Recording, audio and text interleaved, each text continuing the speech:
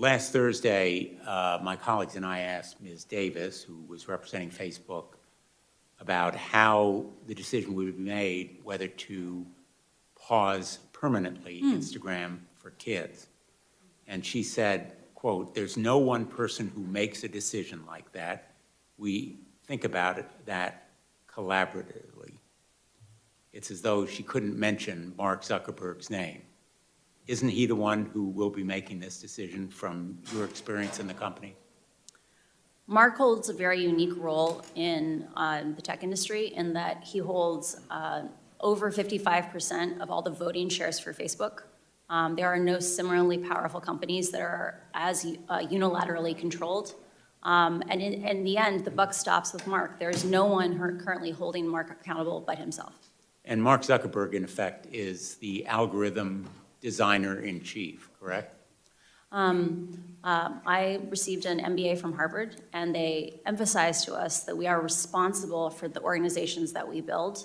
Mark has built an organization that is very metrics-driven, it is intended to be flat. There is no unilateral responsibility. The metrics make the decision. Unfortunately, that itself is a decision. And in the end, if he is the CEO and the chairman of Facebook, he is responsible for those decisions. The buck stops with him. The buck stops with him. Last thing I'll ask is, we've seen this same kind of content in the political world. You brought up other countries and what's been happening there. On 60 Minutes, you said that Facebook implemented safeguards to reduce misinformation ahead of the 2020 election, but turned off those safeguards right after the election. And you know that the insurrection occurred January 6th. Do you think that Facebook turned off the safeguards because they were costing the company money, because it was reducing profits?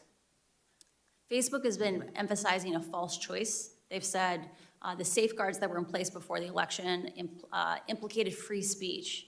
The choices that were happening on the platform were really about how reactive and twitchy was the platform, right? Like how viral was the platform.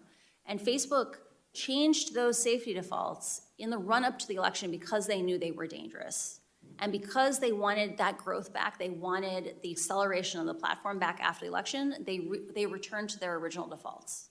And the fact that they had to break the glass on January 6th and turn them back on, I think that's deeply problematic. Agree. Thank you very much for your bravery in coming forward.